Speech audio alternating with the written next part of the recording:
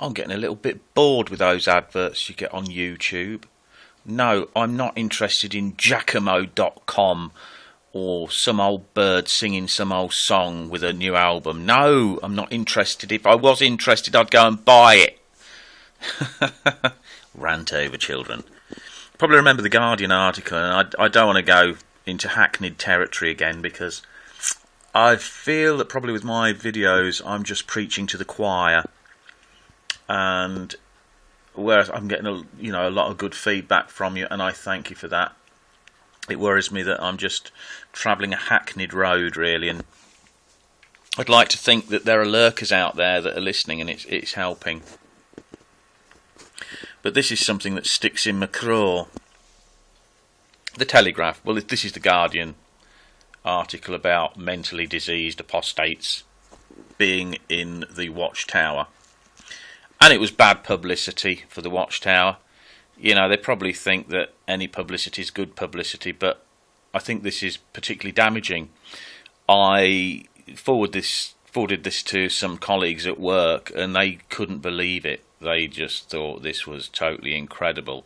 And now they're viewing the Watchtower with completely different eyes. They are now seeing that the Watchtower is a cult, and that it's dangerous, and that, you know, they're just not going to tolerate this kind of thing. When the witnesses call on the door, they're not interested.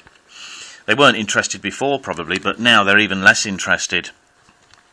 Oh, poor Jehovah's Witness. Anyway, what I wanted to just talk about here, very, very, very briefly, we've all seen this before, but Rick Fenton, it says a church spokesman.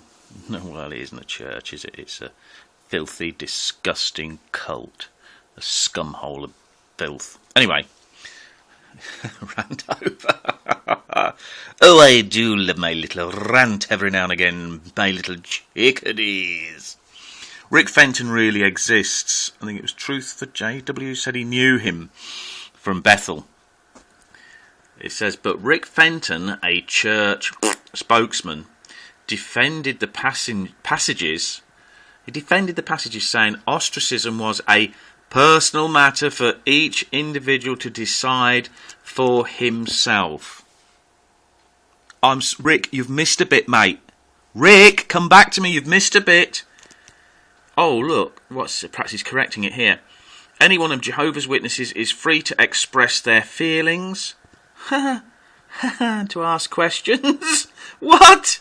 He said if a person changes their mind about Bible-based teachings they once held dear, we recognise their right to leave. My friends, this is propaganda. Yeah, of course, ostracism is a personal matter, but the witnesses know that if they don't ostracise or shun ones who are announced as no longer being a Jehovah's Witness, then theirs will be the next name to be announced from the Kingdom Hell platform. Rick Fenton didn't say that, did he? A personal matter for each individual to decide for himself. Well, no, it isn't. Not really. Because of the guilt, fear and phobia, because of the control of the Watchtower, it is not a personal matter for each individual. It is not. They are commanded, they must shun those who have been announced from the platform as no longer being Jehovah's Witnesses, and they don't even know half the time why the announcement's been made. Any one of Jehovah's Witnesses is free to express their feelings and to ask questions. Of course they are. Yeah, that's right. But you'll end up in the back room with 3 elders trying to do you for apostasy. Rick Fenton is using theocratic warfare strategy here. Aren't you, Rick? In other words, lying to unbelievers. Lying, telling bold, outright lies If not, it's lying by omission. I'm calling Rick Fenton out on this, and I'd like him to come back, because I know that there are Bethel lurkers that look at these videos. That's obvious, because of some of the things that have been put in the Watchtower recently were on the internet first as questions about Jehovah's Witnesses. I kid you not. Remember back in the day, well, I think it was 1960s, when it was in the Watchtower about disfellowshipped ones hate the person. Those words, hate the person. Very specific words in a very specific order.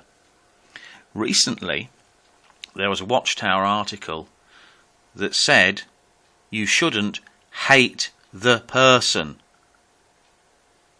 Note those words, hate the person. I don't have the references on me at the moment. In fact, I'm not going to make it easy for you. If you're lurking, I want you to find them. Okay? Hate the person. Now, the reason they said you shouldn't hate the person is because it's been bandied about on the internet that the Watchtower said hate the person. So now they're retracting it. If a person changes their mind about Bible-based teachings they once held dear, we recognise their right to leave. No, you don't. You don't recognise their right to leave. In fact, you make it very difficult for them. In my case, a prejudicial committee was formed because I was going to a Christian church. That isn't recognising my right to leave. That's poking your nose in and saying you don't have a right to leave. If you go on the UQ forum and even on JWN and search for Punk of Nice, I've actually put those letters that I received inviting me to a judicial committee on there. Interestingly, when it was announced, or about to be announced, that I was no longer a Jehovah's Witness trademark, 2 elders came to my door. Didn't write it down. They kept begging me to write down my thoughts. Well, that's just legalism. It's litigation. It's because the Watchtower wants my signature, so that if anything happens, then the lawyers can say, well, we've got his signature, because it's not a Christian organisation. It's a big pyramid business organisation. It's antichrist. It's taken Christ out of the equation. Anyway, this really annoyed me in a righteous way, and it's the kind of annoyance that I feel is the kind of annoyance Jesus had when he went and overturned the tables in the house of his father at the temple and made a whip of ropes. You see, there was another side to Jesus. Although he's love, if you believe in him, and I'm not preaching here, but, you know, if you think he's a fable, well, even if you think Jesus didn't exist, the stories about him show a different side to him. He wasn't always the one that was showing all the love. There was a justice side to him as well. Anyway, my little chickadees, I'm not going to rant any further. I just feel sometimes that when I make a vid, though, that I'm preaching to the choir. But I'm hoping that for the new ones that are coming out, perhaps it sparks something and just makes them feel a little bit more comfortable that they're making the right decision by leaving the cult of Jehovah's Witnesses. That even if I am preaching to the choir, it's striking a nerve, and it's just making you new ones who are coming out feel a bit more comfortable. And you that are actually lurking and still are Jehovah's Witnesses and looking, don't take my rants as being vitriolic against you, against God. No, like Jesus, the Watchtower is making the house of my God a mockery. I think you probably understand the term righteous indignation. That's what my old dad always used to call it anyway, bless him. He had righteous indignation. Well, I don't know, probably you can get Gaviscon for that or something, I don't know. But Anyway, my little chickadees, I really just wanted to have a bit of a rant about that. But I'm sorry if I'm preaching to the choir, my chickadees. And if there's any lurkers out there, please, you know, think about what the Watchtower is doing. Think about it. Do your research deeply. Might speak to you again. Don't know, really. I'll have to think about whether I really am preaching to the choir or not. Anyway, I've got origami class in a minute. Not really. Bazinga. Anyway, see you all later. Hugs to you. Love you all. You're great. You're marvellous. Love you. Fantastic geezers and girls you are out there. Kissy kissy.